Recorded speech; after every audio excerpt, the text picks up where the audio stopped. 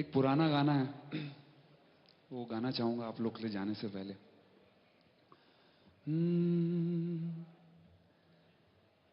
जब कोई बात बिगड़ जाए, जब कोई मुश्किल पड़ जाए, तुम देना साथ मेरा ओ हमनवा। न कोई है न कोई था जिंदगी में तुम्हारे सिवा, तुम देना साथ मेरा ओ हमनवा। Thank you so much. Sir, it feels very proud to have हम आपके जैसा मुखिया हमारे स्टेट में है हमारे पास, which is a very good feeling। और जब हम बाहर हैं, मुंबई हैं, दिल्ली में हैं, तो आपकी इतनी तारीफ सुनने को मिलती है तो छाती सीना चौड़ा हो जाता है। Thank you so much, thank you so much sir.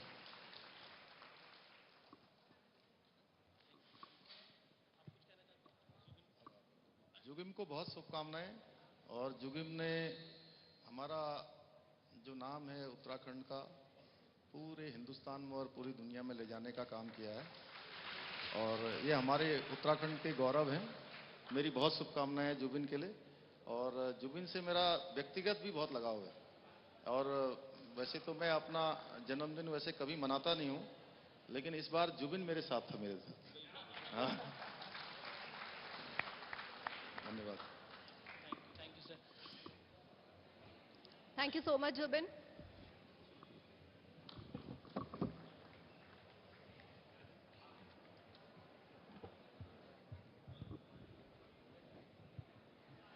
और अब बढ़ते हैं राइजिंग उत्तराखंड के आखिरी लेकिन सबसे खास सत्र की ओर। 2022 में बीजेपी की वापसी। 21 साल का हो गया उत्तराखंड, मतलब पहाड़ अब अपनी युवा अवस्था में है और उसकी बागडोर भी एक युवा के हाथों में है। उनके कंधों पर जिम्मेदारी है पहाड़ की तस्वीर और तकदीर बदलने की। पहाड़ का पानी और पहाड़ की जवानी, पहाड़ के काम आय सुनिश्चित करने की जिम्मेदारी भी उन्हीं युवा कंधों पर है। उत्तराखंड वासियों के उम्मीदों का एक पहाड़ है और उम्मीदों के उस पहाड़ को भी उन्हीं युवा कंधों को उठाना है और पूरा करना है। वो कहते हैं हम हर सपने को पूरा करेंगे। 21 साल जिस संकल्प के साथ उत्तराखंड का गठन संकल्प पूरा करेंगे। 2025 तक पहाड़ का पानी और पहाड़ की जवानी एक नई कहानी लिखेंगे और उत्तराखंड को सबसे बेहतर प्रदेश बनाएंगे। लेकिन ये सब तब होगा जब पहाड़ पर एक बार फिर से कमल खिलेगा। कैसे होगा ये कमाल? क्या बरकरार रहेगी बीजेपी की सत्ता? जानेंगे उत्तराखंड के अब तक के सबसे युवा मुख्यमंत्री पुष्कर धामी जी से। मैं स्टेज पर बुलाना चाहूंगी अपने सहयोगी अपर्णा और अमित शुक्ला को। अपर्णा और अमित प्लीज स्टेज पर आए।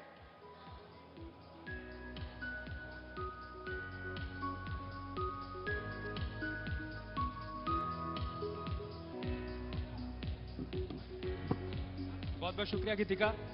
और सीएम को मंच पर बुलाएं उससे पहले मैं अमीश देवगन जी को मंच पर बुलाऊंगा, मैनेजिंग एडिटर न्यूज 18। अमीश जी सीएम पुष्कर धामी की अब तक की यात्रा के बारे में बताएंगे और अब तक का उनका कार्यकाल जो रहा है उसकी उपलब्धियां जो रही उसका जिक्र करेंगे। नमस्कार, thank you so much Aparna, thank you so much Amit. मैं सबसे निवेदन करूंगा कि वो बैठ जाए अपनी अपनी सीट पर। न्यूज 18 उत्तर प्रदेश उत्तराखंड, ये पहाड़ का विश्वास है। और मैं ये बात मैं इसलिए कह रहा हूं क्योंकि जब भी उत्तराखंड में कोई खबर सामने आती है या फिर कोई त्रासदी सामने आती है या फिर कोई सुखद घटना सामने आती है तो चैनल सिर्फ एक होता है, वो होता है न्यूज 18 उत्तराखंड। और अब मैं मंच पर आमंत्रित करना चाहता हूं फाइनल सेशन के लिए राइजिंग उत्तराखंड के युवा मुख्यमंत्री, जिन्होंने पिछले 4 महीने में 400 ऐसे फैसले करे हैं जिसने अपने आप में एक रिकॉर्ड बना दिया है। लेकिन क्या 2022 में वापसी होगी भारतीय जनता पार्टी की? क्योंकि सबसे बड़ा यक्ष प्रश्न यही है। यहां पर एक बार कांग्रेस आती है, अगली बार भाजपा आती है, लेकिन क्या इस बारी भारतीय जनता पार्टी नरेंद्र मोदी के जादू के चलते क्या वापस उत्तराखंड में आएगी और क्या युवा मुख्यमंत्री की जो भारतीय जनता पार्टी ने रणनीति चुनी है क्या यह वाकई कारगर साबित होगी? 2022 में क्या बीजेपी की वापसी होगी? मैं मंच पे बुलाना चाहता हूं उत्तराखंड के युवा मुख्यमंत्री पुष्कर सिंह धामी जी को। धामी जी, आपका अभिनंदन है, जोरदार तालियों के साथ अभिनंदन करिए पुष्कर सिंह धामी का। सर,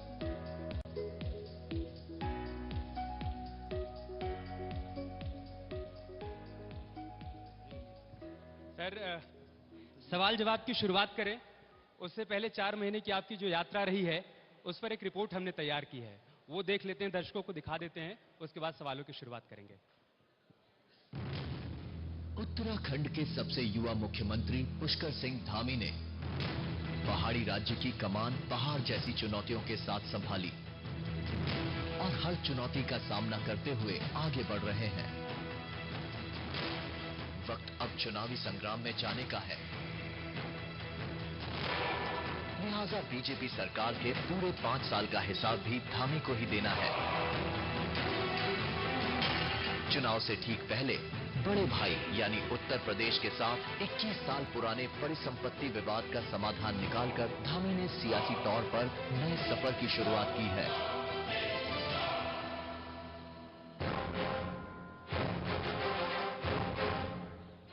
राज्य की तरक्की के लिए कई रास्ते खोलने का दावा भी मुख्यमंत्री कर रहे हैं और उनका विजन 2025 तक उत्तराखंड को देश के टॉप राज्यों की लिस्ट में सबसे आगे करने का है। 2025 में जब हम रजत जयंती वर्ष मना रहे होंगे तो उस समय हिंदुस्तान का सर्वश्रेष्ठ राज्यों में से एक राज्य हमारा उत्तराखंड बने। पुष्कर सिंह धामी वक्त कम और काम ज्यादा की सोच के साथ सरकार चला रहे हैं। डबल इंजन सरकार का फायदा देवभूमि को मिले, इसके लिए केंद्र के साथ तालमेल बनाकर कई प्रोजेक्ट्स पास करवाने में भी धामी कामयाब हुए हैं, जिसके लिए धामी को प्रधानमंत्री मोदी से भी सराहना मिली है। रात रात चल करके घर पहुंचना होता है, कष्ट कितना होता है मैं अंदाज लगा सकता हूं। उसके बाद भी उत्तराखंड ने काम किया है। क्यों? उत्तराखंड के एक एक नागरिक की जिंदगी बचानी है और इसके लिए मुख्यमंत्री जी आपको, आपकी टीम को मैं बधाई देता हूं। आज केंद्रीय नेतृत्व जिस तरह भरोसा जता रहा है उससे धामी की जिम्मेदारी और भी बढ़ गई है। बतौर सीएम उनकी सबसे बड़ी परीक्षा होनी है और रिजल्ट राज्य की जनता को बताना है। सबसे बड़ा सवाल ये है कि क्या धामी 5 साल में सरकार बदलने वाला मिथक तोड़कर नया इतिहास रच पाएंगे? आखिर क्या है पहाड़ विजय का पुष्कर प्लान? ये बताने के लिए खुद हमारे साथ हैं उत्तराखंड के मुख्यमंत्री पुष्कर सिंह धामी। एक बार जोरदार तालियां हो जाएं। सर, शुरुआत करते हैं शुरू से। 4 जुलाई 2021 को कब और कैसे पता चला कि पहाड़ की बागडोर आपके हाथों में आने वाली है, और साथ ही ये भी कि मन में पहला विचार क्या आया, ये मौका है या चुनौती? देखिए, मैं सबसे पहले तो जितने भी लोग आज इस कार्यक्रम से जुड़े हुए हैं, मैं सभी को अपना प्रणाम करता हूं, सभी को मैं नमस्कार करता हूं। और आपने जो मुझे पूछा कि कब मुझे पता लगा, मैं सच बताऊं तो ये एकमात्र पार्टी भारतीय जनता पार्टी है जिसमें किसी भी कार्यकर्ता को कभी भी कोई भी काम दे दिया जाता है और उसको बताया नहीं जाता है, केवल काम दे दिया जाता है। और ठीक वैसा ही मेरे साथ हुआ कि 4 जुलाई को विधानमंडल दल की बैठक हुई और विधानमंडल दल की बैठक तक भी मुझे पता नहीं था कि मुझे ये जिम्मेदारी दी जाने वाली है, मुझे ऐसा दायित्व दिया जाने वाला है।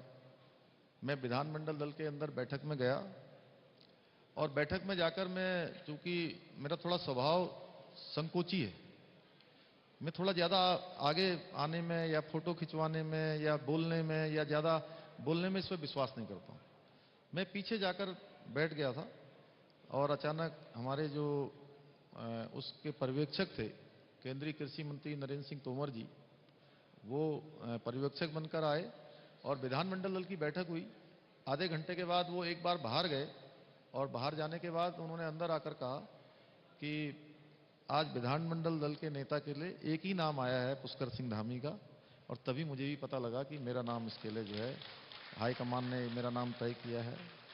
और मैं उससे पहले न तो किसी पदाधिकारी का, न किसी ऑफिस बियरर का, कहीं से भी कोई मुझे नहीं बताया गया कि आपको ये जिम्मेदारी दी जाने वाली है। जी सर, 4 जुलाई से अब तक 4 महीने से ज्यादा का वक्त हो चुका है, कैसा रहा अब तक का ये सफर?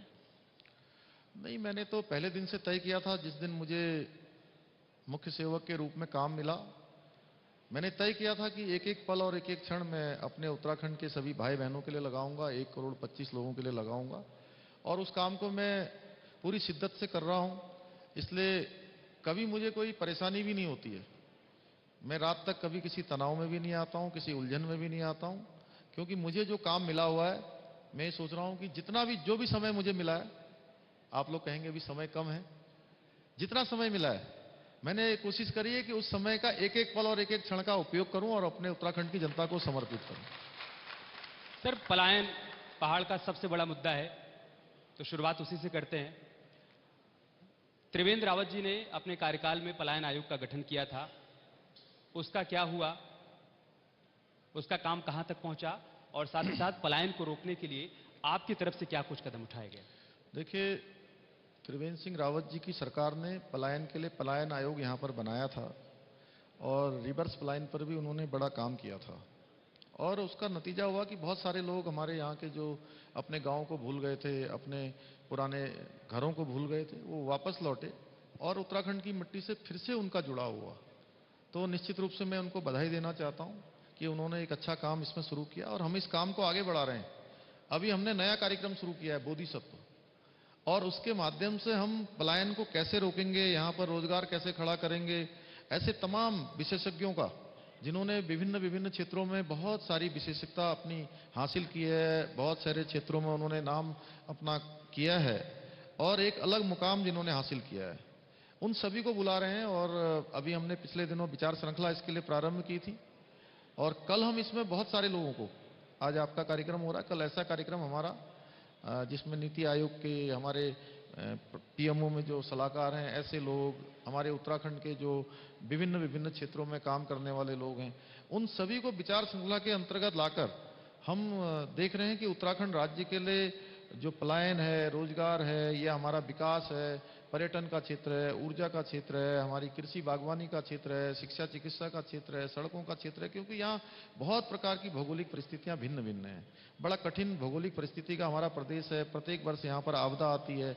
उन सभी जितने प्रकार की समस्याएं हैं, उसके लिए हम एक रोड मैप तैयार कर रहे हैं और हमने सारे विभागों को भी ये कहा है कि अपने अगले 10 सालों का एक रोड मैप अपने अपने विभाग का वो हमारे सामने लाएं, जिससे कि हम आगे आने वाले समय में किस प्रकार से हमें काम करना है, उत्तराखंड को कैसे ले जाना है। और माननीय प्रधानमंत्री जी का जो एक विजन है कि 2025 जब हम रजत जयंती वर्ष मना रहे होंगे उत्तराखंड का, तो उस समय उत्तराखंड हर दृष्टि से पूरे हिंदुस्तान के श्रेष्ठ राज्यों में से एक राज्य हो, उसके लिए हमारी जो है पूरी तैयारी चल रही है।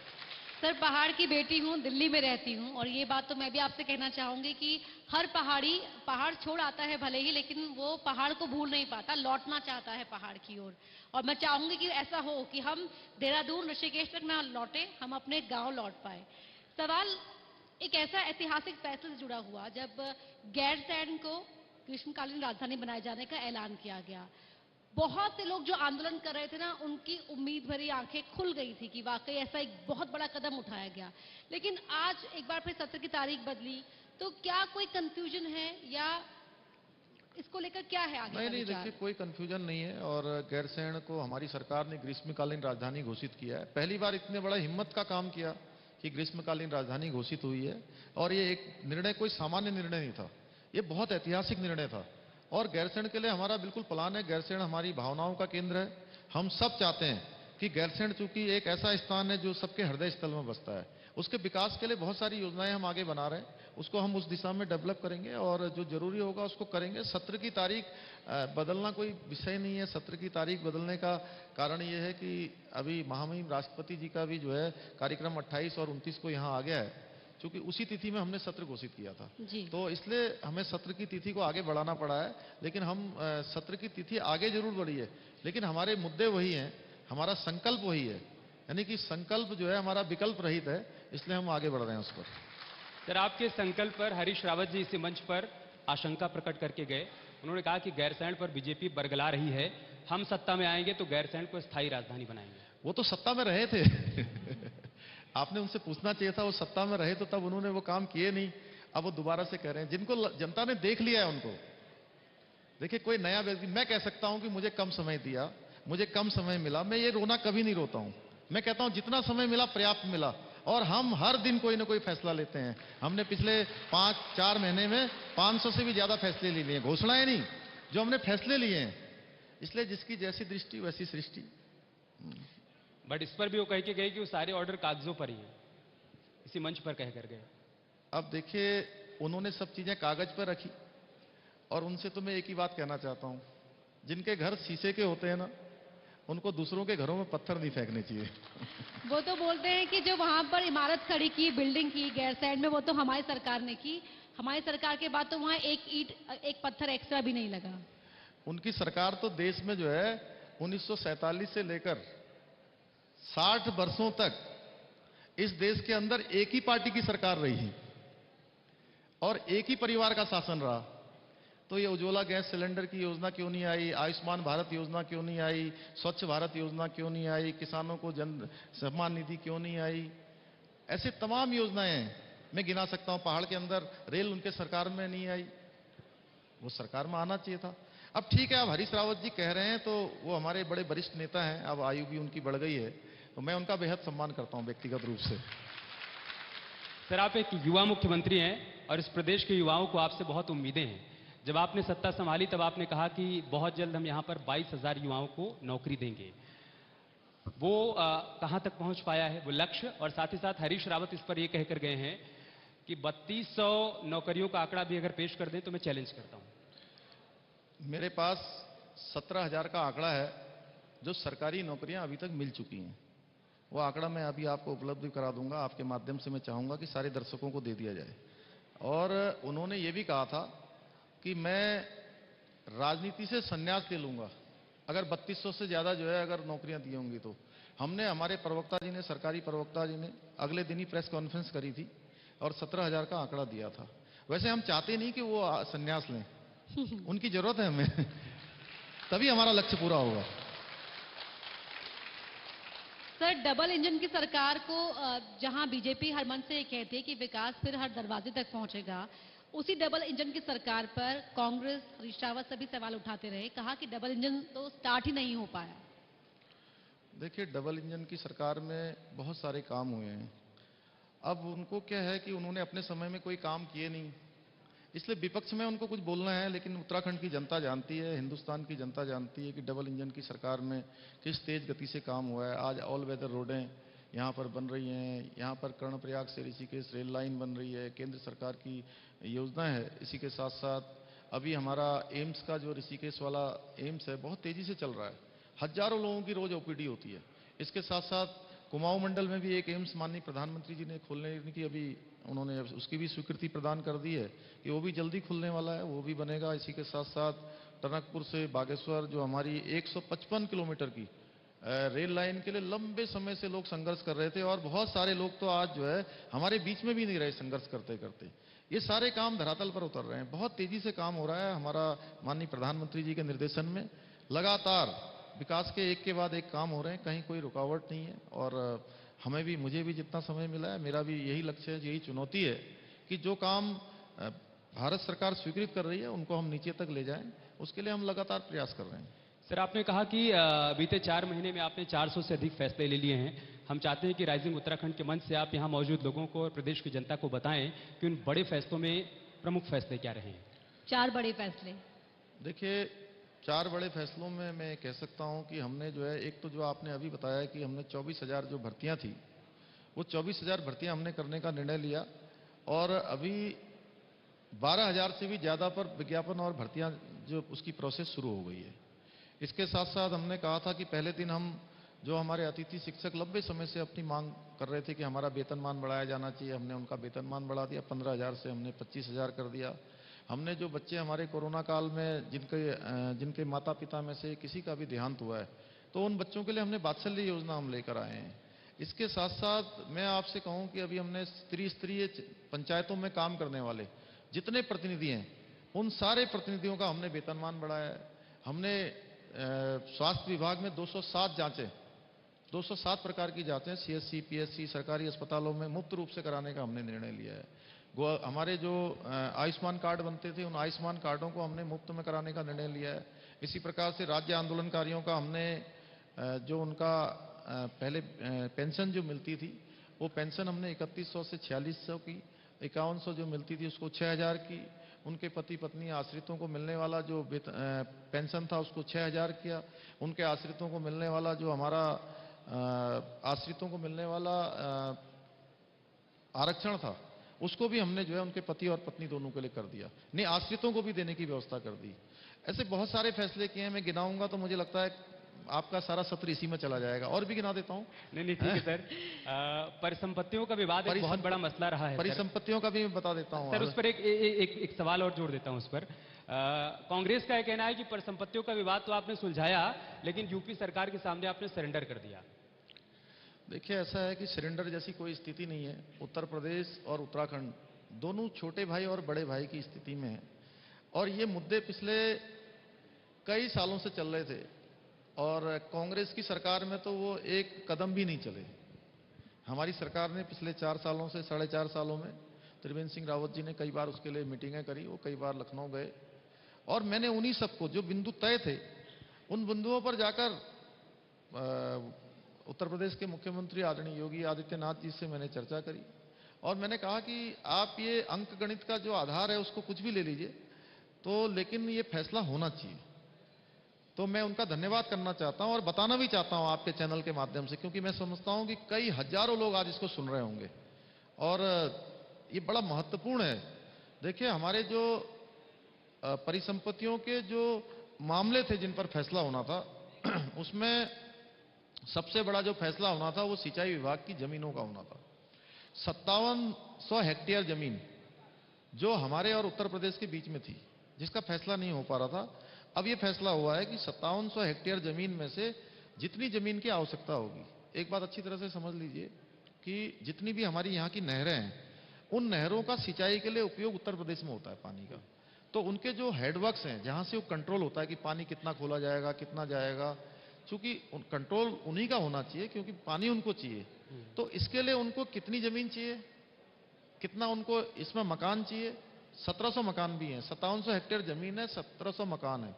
तो उसमें फैसला ये हुआ है कि जो भी उनको आवश्यकता होगी अपने वो जो उनके ये नहरों को संचालित करने के लिए, सिंचाई के लिए जितनी उनकी आवश्यकता होगी वो उतना ले लेंगे, और उसके बाद जितना बचेगा वो सारा का सारा उत्तराखंड का हो जाएगा। एक तो फैसला हुआ ये। दूसरा फैसला हुआ हमारा परिवहन निगम का। परिवहन निगम में हमको 310 करोड़ रुपया वहां से मिलना था। 105 करोड़ की हमारी खाद्य विभाग की पुरानी लायबिलिटी थी जो हमने उत्तर प्रदेश को देनी थी। तो 105 करोड़ रुपया उसमें से कम हो गया, और 305 करोड़ में से 310 में से 210 करोड़ रुपए हमको दिए जाने का फैसला हो गया कि हमको तुरंत 210 करोड़ रुपया दिया जाएगा। इसी प्रकार से वन निगम का 90 करोड़ रुपया उनको देना था हमको उत्तर प्रदेश ने उत्तराखंड को, तो उन्होंने 90 करोड़ रुपए में से 77 करोड़ रुपया हमको उसी दिन दे दिया। 77 करोड़ का चेक हमको उसी दिन सेम डे जिस दिन फैसला हुआ उसी दिन हमको मिल गया चेक के माध्यम से। उनके एसीएस आए थे, वो मुझे देकर गए। राजस्व परिषद की जितनी जमीनें थी वो राजस्व परिषद की जमीनों पर भी फैसला नहीं हो पा रहा था। उनका कहना था कि फैसला इस आधार पर होना चाहिए कि जो भी प्रॉपर्टी है जिसकी जितनी जनसंख्या है, उत्तर प्रदेश से कहते थे कि फैसला इस आधार पर होना चाहिए कि जितनी जनसंख्या तो चूंकि उनकी 24 करोड़ है और हमारी 1 करोड़ 25 लाख है, तो आप स्वयं हिसाब लगाइए कि हमारा फैसला क्या होना चाहिए। लेकिन फैसला क्या हुआ? फैसला यह हुआ कि अब परिसंपत्तियां और देनदारियां 50-50% के आधार पर बांटी जाएंगी, यानी कि आधा उनका होगा, आधा हमारा होगा। आधा उनका होगा, आधा हमारा होगा।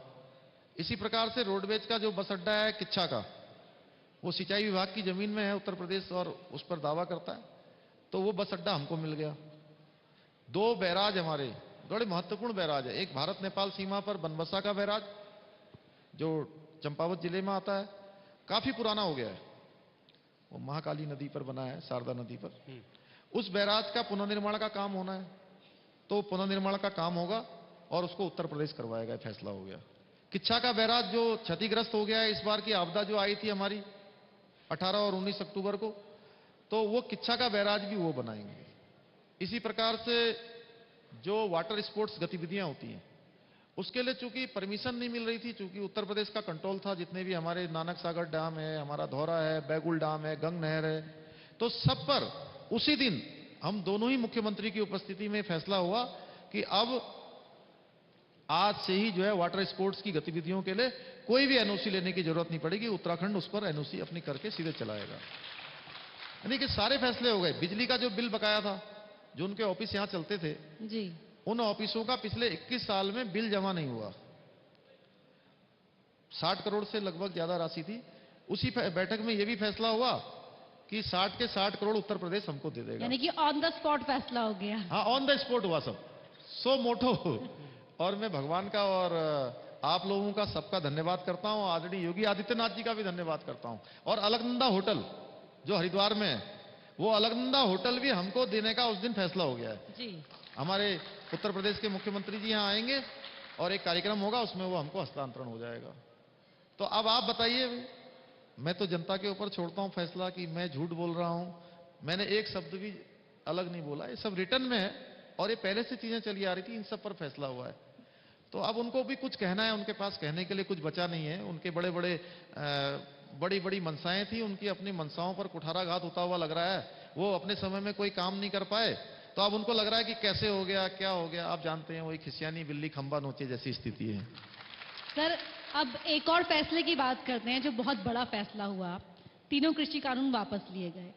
क्या उत्तराखंड में ये कितनी राहत दे पाएगा, क्योंकि चुनाव करीब है, हरिद्वार हो गया, उधम सिंह नगर हो गया, ये प्रभावित है क्षेत्र। देखिए, मैं प्रधानमंत्री जी के इस कदम का बहुत स्वागत करता हूं कि उन्होंने बहुत बड़ा दल दिखाया और देश हित में उन्होंने जो भी निर्णय लिया, हम उनके निर्णय का स्वागत करते हैं। हमने देश हित के अलावा कुछ नहीं सोचा है। हमारी पार्टी हमेशा इस विचार पर चलती है कि देश प्रथम, पार्टी द्वितीय और व्यक्ति अंतिम का जो सिद्धांत है वो हम सब पर लागू होता है। और माननीय प्रधानमंत्री जी हमारे राजनीति के क्षेत्र के इतने बड़े विजनरी वो हैं, उनको सब पता है और उन्होंने जो फैसला लिया है मैं उनका स्वागत करता हूँ। सर, इस पर एक काउंटर ये है, जो विपक्ष भी सवाल कर रहा है कि तीनों कृषि कानून लाना गलती थी या वापस लेना गलती है? नहीं, देखिए, प्रधानमंत्री जी ने जो भी किया है वो देश हित में किया है और देश हित में किया है, इसलिए सबको उनका स्वागत करना चाहिए कि हमारे देश के इतने बड़े प्रधानमंत्री, आज तक 1947 से लेकर देश के अंदर कोई प्रधानमंत्री ऐसा नहीं हुआ जिसको पूरे विश्व में मान्यता मिली हो। उन्होंने टीवी के सामने आकर खुले दिल से जो है उसको कहा कि मैं देश हित में इसको वापस ले रहा हूं, तो सबको इसका स्वागत करना चाहिए। इसमें राजनीति नहीं करनी चाहिए। अब अच्छा सर, इस बड़े फैसले के बाद अब लोगों के मन में एक बात ये भी आ रही है कि तीनों कृषि कानून तो वापस हो गए, देवस्थानम बोर्ड का क्या होगा, उस पर सरकार का स्टैंड क्या है और अंतिम फैसला कब तक आएगा? दोनों चीजें अलग हैं, उसको आप कृषि कानूनों से मत जोड़िए। लेकिन कृषि कानून अलग है, माननीय प्रधानमंत्री जी ने उसमें फैसला ले लिया है। और जहां तक देवस्थानम बोर्ड है, देवस्थानम बोर्ड के बारे में मैं पहले दिन से कह रहा हूं कि हम सभी लोगों को सुनेंगे और हम लोगों ने उसकी सुनवाई पूरी कर ली है।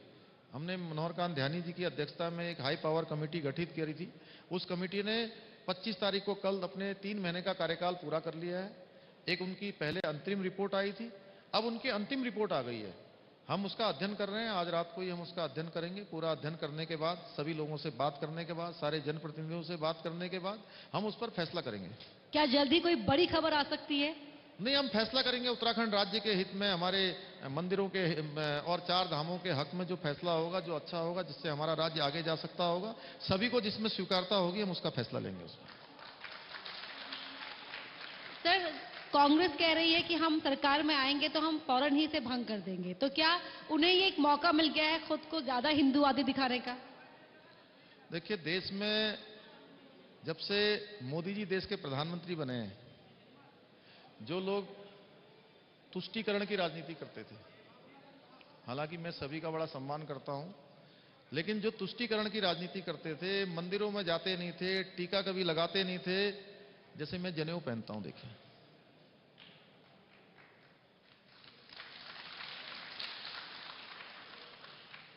वो भी ये सब करने लगे हैं जो कभी नहीं करते थे। इसलिए जनता जानती है, और ना नौमन तेल होगा ना राधा नाचेगी। अच्छा, उसकी एक तस्वीर हमने उस दिन भी देखी जिस दिन प्रधानमंत्री केदारनाथ में थे, आप सभी लोग केदारनाथ में थे। कांग्रेस के कई नेता मंदिर मंदिर जा रहे थे जलाभिषेक करने के लिए। तो वैचारिक जीत है आपकी। देखिए, ये मोदी जी का करिश्मा है कि जो मंदिरों से भागते थे, धर्म से भागते थे, कर्म से भागते थे, वो कर्म करने पर मजबूर हैं, वो धर्म करने पर मजबूर हैं, और मंदिरों में जाने के लिए मजबूर हो गए। लेकिन वो हिंदू और हिंदुत्व की परिभाषा समझा रहे हैं। पुष्कर सिंह धामी की नजर में, उनके शब्दों में, क्या है हिंदू और क्या है हिंदुत्व? देखिए, हिंदुत्व कभी भी किसी को जबरदस्ती करने वाला धर्म नहीं है। हिंदुत्व ने हमेशा सभी को आगे बढ़ाने का काम किया है, सभी में भाईचारा लाने का काम किया है, देशभक्ति का काम किया है, और उन्होंने हमेशा तुष्टीकरण किया है। मैं हमेशा उनको तुष्टीकरण की राजनीति करने वाला कहता हूं। उन्होंने देश के साथ समझौतों पर समझौते किए हैं, उन्होंने व्यक्तिगत फायदे के लिए देश को बेचने का काम किया है, देश के साथ अन्याय किया है, देश में भ्रष्टाचार लाने का काम किया। भ्रष्टाचार की जननी कोई पार्टी है तो उस पार्टी का नाम कांग्रेस पार्टी है। इसी से जुड़ा हुआ एक सवाल और है सर। सलमान खुर्शीद जी कांग्रेस पार्टी के वरिष्ठ नेता हैं। अभी हाल फिलहाल में उनकी किताब आई है, और उस किताब में उन्होंने हिंदुत्व की तुलना आईएसआईएस और बोको हरम से कर दी है। देखिए, उसकी जितनी निंदा की जाए उतनी कम है, और ये कांग्रेस पार्टी की सोच है, और कांग्रेस पार्टी ने हमेशा वोटों की राजनीति करी है। और सलमान खुर्शीद ने जो कहा है वो पूरे कांग्रेस पार्टी की, जो एक उनकी पहले से परिपाटी चली आई है, जो उनकी नीति है, जो उनका काम है, जो तुष्टीकरण है, वो सलमान खुर्शीद की किताब में भी प्रदर्शित होता है। उनकी जितनी निंदा की जाए उतनी कम है। सर, अब चुनाव से पहले की चुनौतियों के बारे में बात करते हैं। राज्य में कई जगह जो जिले बनाने की मांग चल रही है, खुद डीडी हाट में भी जा रही है, जो आपके गृहनगर है डीडी हाट, वहां पर भी बात चल रही है। तो इसको लेकर आपका विजन क्या है? नहीं, जिलों के लिए आयोग बना हुआ है, और इनकी सरकार के समय से ही आयोग बना हुआ है। उस आयोग की रिपोर्ट आनी है, और उस आयोग की रिपोर्ट आने तक चूंकि निर्णय लेना, चूंकि हम जो भी है, हम तो लोकतांत्रिक तरीके से काम करते हैं। आज देश के अंदर संविधान दिवस भी मनाया जा रहा है। संविधान के अनुसार, लोकतंत्र के अनुसार चलने वाले हैं। आज का दिन दो मामलों में और महत्वपूर्ण है। एक मामला 26/11 को जो मुंबई में आतंकी हमला हुआ था, जो हमारे उस समय देश की एकता के लिए, देश की अखंडता के लिए जिन्होंने अपने प्राणों का बलिदान दिया, मैं उनको भी नमन करता हूं। और बाबा साहब भीमराव अंबेडकर जिन्होंने संविधान सभा के जो उसके अध्यक्ष थे, निर्माता उसके, उनको भी मैं नमन करता हूं। तो हम लोग तो सभी की भावनाओं को लेकर काम करने वाले हैं। जो लोकतांत्रिक प्रक्रिया है, उस लोकतांत्रिक प्रक्रिया के तहत हम सभी को सुनने के बाद जो भी मत निकलेगा, जो उत्तराखंड राज्य के हित में होगा, उन सब पर मैं काम करूंगा, और मैं कर रहा हूं। आपने 26/11 का जिक्र किया, मुंबई हमले का। मुंबई हमले को लेकर अभी मनीष तिवारी की एक किताब आई है, उसमें उन्होंने कहा है कि 2008 में जो जवाब पाकिस्तान को देना चाहिए था, जो एक्शन उसके खिलाफ लेना चाहिए था, वो तत्कालीन सरकार ने नहीं लिया था। देखिए, जहां तक मैं जानता हूं, क्योंकि मैं एक सैनिक का बेटा हूं, और मैं सेना के साथ मेरा भावनात्मक लगाव भी है, व्यक्तिगत लगाव भी है, हर प्रकार का जुड़ाव भी है। तो पहले सेना को किस प्रकार के अधिकार होते थे 2014 से पहले? 2014 से पहले अगर कोई गोली आती थी पाकिस्तान की तरफ से, या दूसरे बॉर्डर की तरफ से, या आतंकवादियों की तरफ से, तो उसके लिए उनको पहले अपने जो कंपनी वाला होता था, वो अपने ब्रिगेड में फोन करता था। आप ब्रिगेड समझ रहे हैं? एक होती कंपनी जिसको बोलते हैं बटालियन, और बटालियन से ऊपर होता है ब्रिगेड। ठीक है, ब्रिगेड से ऊपर होता है डिव, और डिव से ऊपर होता है कमांड, और कमांड से ऊपर फिर जो होता है सीधे जो हमारा चीफ का जो ऑफिस होता है, थल सेना अध्यक्ष का, या तीनों सेनाओं के जो अध्यक्ष होते हैं वहां तक, या मंत्रालय। तो प्रक्रिया कहां चलती थी? पहले बटालियन में गोली चल रही है, उसके लिए डिब में पूछा जाएगा, डिब वाले जो है कमांड में पूछेंगे, कमांड वाले जो है अपने मंत्रालय में पूछेंगे, मंत्रालय वाले वहां मंत्री से पूछेंगे, उसके बाद फैसला होता था। तब तक 2 दिन गुजर जाते थे। प्रधानमंत्री मोदी जी के बनने के बाद ये हुआ कि अब कोई गोली आएगी तो गोली का जवाब किसी से पूछने की जरूरत नहीं होगी, गोली का जवाब गोली से दिया जाएगा। ये पहली बार हुआ। ये उनकी बात का जवाब है, मैं बताना चाहता हूं देश को। सर, उत्तराखंड सैन्य प्रदेश है और जो जितने भी सेना से जुड़े लोग हैं वो बीजेपी का एक कोर वोटर माना जाता है। उत्तराखंड की अगर मैं बात करूं खास तौर पर, हाल ही में कांग्रेस ने एक सम्मेलन शुरू किया एक्स आर्मी पर्सनल से कनेक्ट करने का। आम आदमी पार्टी सीएम फेज बनाती है कर्नल कोठियाल को, तो किसे आप चुनौती मान रहे हैं? क्या लग रहा है कि जो सेंध मारे की कोशिश है हो पाएगी? दोनों में से कोई चुनौती नहीं है। मैं स्वयं सैनिक का पुत्र हूं, मैं सैनिकों के बारे में जानता हूं, मैं सेना के बारे में जानता हूं और बहुत बड़ा दावा नहीं करता, लेकिन हम हमारे जो नेता हैं, पूरे विश्व के नेता हैं, आज विश्व के सर्वाधिक लोकप्रिय नेता हैं नरेंद्र मोदी जी, उनके नेतृत्व में जो 40 साल से रुका हुआ वन रैंक और वन पेंशन का मुद्दा था, पहली बार किसी ने उसका हल किया तो उसका नाम नरेंद्र मोदी जी है। तो सैनिक लोग जानते हैं, सेना के अंदर जो लोग -40 डिग्री तापमान में काम करते थे, उनके बूट खरीदने के लिए कई सारे दशक बीत गए। उनके जो वर्दियां जो वहां पहनी जाती थी, जैकेट पहने जाते थे, उनके जो है बूट पहने जाते थे, उन बूटों को खरीदने के लिए पता नहीं कितनी सदियां कितने दशक बीत गए, लेकिन कोई सरकार फैसला नहीं कर पाई। मोदी जी के आने के बाद सबसे पहले फैसला हुआ तो ये फैसला हुआ उन सैनिकों के लिए। आज सैनिकों के हक में जो फैसले लिए जा रहे हैं मोदी जी के नेतृत्व में, भूतो न भविष्यति।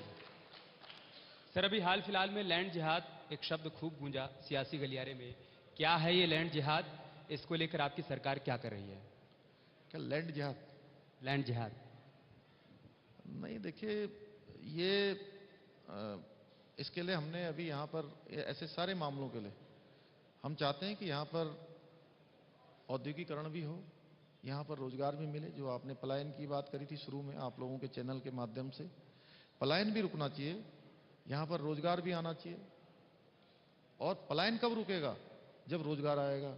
रोजगार कैसे आएगा? जब हमारे यहाँ पर उद्योग भी स्थापित होंगे, धंधे स्थापित होंगे, लोगों को काम मिलेगा। तो दोनों की समीक्षा करने के लिए, दोनों के बीच में से रास्ता निकालने के लिए हमने एक हाई पावर कमेटी इसमें भी गठित की है। उसमें भी जो चीजें निकल के आएंगी उत्तराखंड राज्य के हित में जो होगा हम उसमें भी फैसला करने वाले हैं। सर, चुनौतियों की ही हम बात कर रहे हैं सेगमेंट में, तो चुनौती तो कुछ पेश की उन लोगों ने भी जिन्होंने एन चुनाव से पहले बीजेपी को छोड़कर कांग्रेस का रुख किया, खासतौर पर यशपाल आर्य। क्या कांग्रेस लगातार जो कह रही है हरीश रावत की और भी है संपर्क में और कुछ बीजेपी नेताओं के वहां जाने की अटकलें भी तेज होती हैं, क्या उसे आप चुनौती मानते हैं? देखिए, कोई चुनौती नहीं है। आज बीजेपी पूरी दुनिया की सबसे बड़ी पार्टी है और जो भी हमारी पार्टी में रहता है हम सबका सम्मान करते हैं। मैं किसी का नाम नहीं लेना चाहता हूं, सबका सम्मान करते हैं और कोई बीजेपी छोड़ के जाने वाला नहीं है। अलबत्ता बहुत सारे लोग उनके हमारे संपर्क में हैं, कुछ दिनों के बाद आपको स्वयं पता लगेगा, थोड़े दिन आप इंतजार करिए। अच्छा, यशपाल आर्य जब नाराज थे, हमने देखा था न्यूज़ 18 पर भी हमने वो तस्वीर चलाई थी, आप उनको मनाने के लिए उनके घर तक गए, बात कहाँ नहीं बन पाई? नहीं, मैं उनको मनाने नहीं गया था। हाँ। और मुझे पता भी नहीं था कि वो छोड़ के जाने वाले हैं। मैं तो उनसे चूंकि राजनीतिक क्षेत्र में पहले से काम करते रहे हैं, आपस में इतने संबंध रहते हैं, तो मुझे लगा कि चूंकि मैं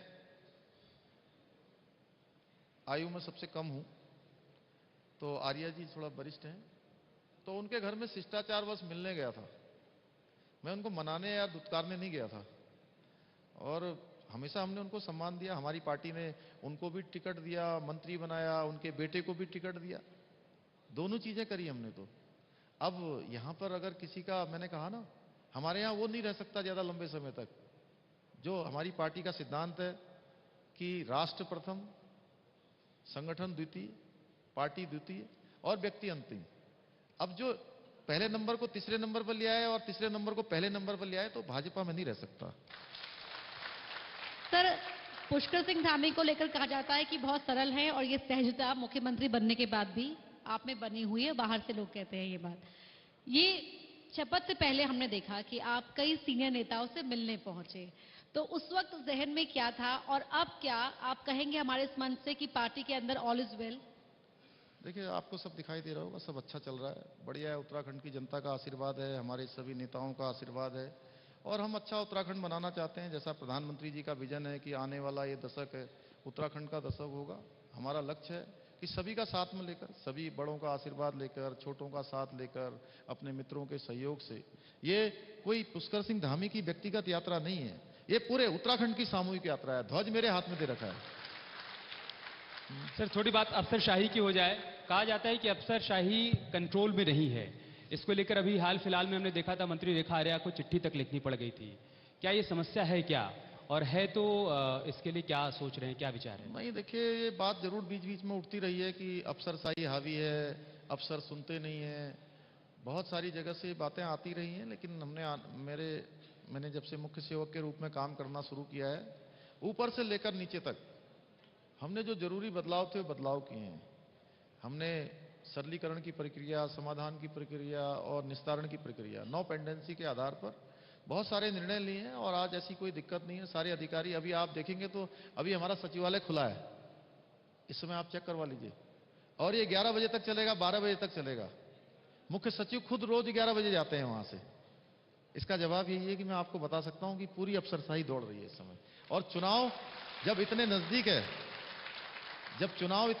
है, 40 दिन बाद, 50 दिन बाद आचार संहिता लगने वाली है, लेकिन पूरा काम कहीं नहीं रुक रहा है। अंतिम दिन तक जब तक आचार संहिता नहीं लगेगी, काम इसी तरीके से चलेगा। और कोई जो भी अफसरशाही ठीक नहीं है उसको हम ठीक कर रहे हैं, और जो बचा हुआ है वो भी ठीक हो जाएगा। सर एक तस्वीर का जिक्र करना चाहूंगी। केदारनाथ में जब अभी प्रधानमंत्री आए थे तो हमने देखा कि किस तरह से उन्होंने आपकी पीठ थपथपाई। वो भरोसा जो उन्होंने आप पर जताया, डायरेक्टली और इनडायरेक्टली, क्या उस भरोसे को लेकर जनता के बीच जाएंगे, या जो सवाल उठ सकते हैं कि क्यों 3 सीएम बदलने पड़े, उनका जवाब देने के इरादे से जनता के बीच जाएंगे? नहीं देखिए, 2 चीजें हैं। एक तो प्रधानमंत्री जी का जो नेतृत्व है, उनका आशीर्वाद हमारे ऊपर है, और दूसरा जनता के बीच में कहीं ऐसी बात नहीं है। सरकार में 3 मुख्यमंत्री बदल गए हैं, 4 बदल जाते कोई बात नहीं, सरकार वही है, केवल चेहरा बदला है। हम नीतियां वही लागू कर रहे हैं, और हम उन सभी चीजों को लेकर जाने वाले हैं जनता के बीच में। मुझे स्वीकार करने में कोई हर्ज नहीं है। सर असल में इसी मंच पर हरीश रावत जी कहकर गए कि 5 साल में सिर्फ और सिर्फ एक ही काम किया कि 3 बार सीएम बदल दिए, और अब जब जनता के बीच में जाएंगे, जनता इनसे सवाल करेगी कि पहले वाला चयन गलत था या बाद वाला गलत था, तो क्या जवाब देंगे? उनसे कहिए कि जो चयन अब अच्छा होने वाला है वो चयन सबसे अच्छा है, और आगे जो जनता चयन करने वाली है वो भी अच्छा करने वाली है। 5 साल का मिथक कैसे तोड़ पाएंगे कि उत्तराखंड में हर 5 साल में सरकार बदल जाती है? नहीं, सारे मिथक टूटेंगे। देख रहे हैं आप, सब मिथक टूट रहे हैं, सब इतिहास बदलेगा। अच्छा एक और सवाल, पुष्कर सिंह धामी कहां से चुनाव लड़ना पसंद करेंगे? खटीमा ही आपकी फेवरेट सीट रहेगी या जहां से पार्टी का आदेश होगा? नहीं देखिए, ऐसा कोई कारण नहीं है कि मैं कोई सीट बदलूं या कहीं और जाऊं। मेरी पार्टी जो मुझे काम देती है मैं वो काम करता हूं। मेरी पार्टी ने मुझे काम दे रखा है, मैं इस काम को कर रहा हूं। और जहां तक चुनाव लड़ने की बात है, तो चुनाव में चूंकि अभी मैं मुख्यमंत्री हूं, तो मुख्यमंत्री के नाते पार्टी जो भी आदेश करेगी मैं वो करूंगा, लेकिन मेरी कर्मभूमि खटीमा है। थोड़ी बात आम आदमी पार्टी की हो जाए। केजरीवाल जी ने दिल्ली में 200 यूनिट बिजली फ्री की, उसके बाद से आज तक वो सत्ता में बरकरार हैं। यही दांव उन्होंने यहां भी चला है। ये आपको चुनौती लग रहा है या फिर चुनौती का कोई तोड़ निकाल लिया है, आप लोग भी कुछ फ्री करने वाले हैं?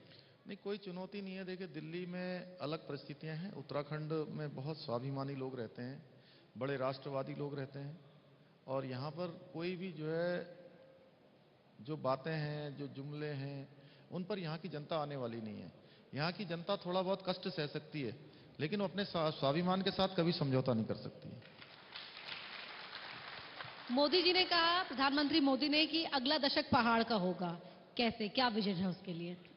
नहीं, उसके पीछे दशक यह है कि यहाँ की सड़कें अच्छी होंगी, यहाँ का पर्यटन अच्छा होगा, यहाँ की जो हमारी हाइड्रो पावर के प्रोजेक्ट्स हैं, ऊर्जा का जो काम है वो तेजी से बढ़ेगा। कृषि के क्षेत्र में, बागवानी के क्षेत्र में, हवाई क्षेत्रों के कनेक्ट में, यहाँ की जो आबो हवा है, यहाँ का पलायन रुकेगा, यहाँ की पहाड़ की जवानी और पानी रोककर उसको जो है यहाँ के काम में लाया जाएगा। और प्रधानमंत्री जी इसके लिए काम कर रहे हैं, प्रधानमंत्री जी का निर्देशन है, हम सब लोग उसको आगे बढ़ा रहे हैं। इसलिए उत्तराखंड का दशक होगा, आने वाला दशक हर प्रकार से उत्तराखंड का दशक होगा। यही आपका प्लान 2025 भी है, जब उत्तराखंड 25 साल का हो जाएगा? नहीं, 25 साल का जब उत्तराखंड होगा तो चिर युवा उत्तराखंड होगा उस समय। अभी हम 21 साल के हुए हैं, जब हम 25 साल के हो जाएंगे तो हर दृष्टि से अपने कंधों पर हम हर प्रकार का भार उठाएंगे और दुनिया का सर्वश्रेष्ठ स्थान उत्तराखंड बने, उसके लिए हमारा रोड मैप तैयार हो रहा है। हम जो है हमारे जितने भी गांव हैं उनको हाईवे से जोड़ेंगे, इंटरनेट से जोड़ेंगे, हमारी हेली सेवाओं को मजबूत करेंगे, यहाँ के पलायन को रोकेंगे, यहाँ के रोजगार को बढ़ाएंगे, उद्योग धंधों को बढ़ाएंगे। हर प्रकार का जो काम है जो आम जनता के लिए सुलभ होगा, हमारी माताओं बहनों के जीवन में सुधार लाएंगे, आजीविका के तहत काम करने वाली बहनों को और सुविधाएं देंगे और उनको प्रोत्साहित करेंगे। उस क्षेत्र में हम लगातार, मैंने पहले ही बताया आपके पूछने से पहले कि हमने बोधिसत्व कार्यक्रम शुरू किया है। उसमें हम सब, आप जैसे विद्वान लोगों का, सभी का जो है उनके विचार ले रहे हैं और उनके विचारों को लेकर हम आगे बढ़कर जो है उत्तराखंड को सर्वश्रेष्ठ राज्य बनाएंगे। सर, एकदम आखिरी सवाल, राइजिंग उत्तराखंड के मंच से उत्तराखंड के लोगों को आप क्या संदेश देना चाहते हैं? देखिए, मैंने 4 जुलाई 2021 को मुख्य सेवक के रूप में काम करना शुरू किया। तब से लेकर आज तक जितना भी मेरे शरीर में जितनी ताकत है, जितनी मेरी सोच है, जितना मेरा विवेक है, मैंने एक एक क्षण और एक एक पल उत्तराखंड के लिए लगाया है। हमारा भाव है कि माननीय प्रधानमंत्री जी जिस प्रकार से देश को आगे बढ़ा रहे हैं, नरेंद्र मोदी जी के नेतृत्व में जिस प्रकार से आज पूरा देश आगे बढ़ रहा है और उत्तराखंड के साथ जिस प्रकार का उनका विशेष प्रकार का लगाव है, यहाँ से उनका एक जुड़ाव है, व्यक्तिगत जुड़ाव है। उन्होंने हमारे सामने कुछ विजन रखे हैं, कुछ लक्ष्य रखे हैं कि ये दशक जो 20 से 30 का 21वीं सदी का दशक है, ये दशक उत्तराखंड का दशक होगा। और जब हम सिल्वर जुबली मना रहे होंगे, रजत जयंती वर्ष मना रहे होंगे, तो उत्तराखंड देश के सर्वश्रेष्ठ राज्यों में से एक राज्य हो। उसके लिए जितने भी रोड मैप हैं वो हम तैयार कर रहे हैं। हमारे भाव में जितना भी समय मुझे मिला है, मैंने कोशिश करी है कि अपना भरपूर जो भी मैं दे सकता हूं, और जो बचा हुआ समय है उसमें भी एक एक छल और एक एक पल मैं केवल अपनी उत्तराखंड की भाई बहनों के लिए लगाऊंगा। 1 करोड़ 25 लाख लोगों के लिए लगाऊंगा। उसमें अपना जो सर्वश्रेष्ठ हो सकता है वो देने का प्रयास करूंगा। सर, अभी तक के सफर के लिए बहुत बहुत बधाई और आगे के लिए बहुत बहुत शुभकामनाएं और बहुत बहुत धन्यवाद इस मंच पर आने के लिए और सभी सवालों का बेबाकी से जवाब देने के लिए। बहुत बहुत धन्यवाद आपका। Thank you so much. Thank you so much sir. आप प्लीज स्टेज पे बने रहिए। मैं स्टेज पर आमंत्रित करना चाहूंगी नेटवर्क 18 के MD and group agent chief Rahul Joshi sir को। सर, आप प्लीज स्टेज पर आइए और हमारे आदरणीय मुख्यमंत्री जी को मोमेंटो से सम्मानित कीजिए।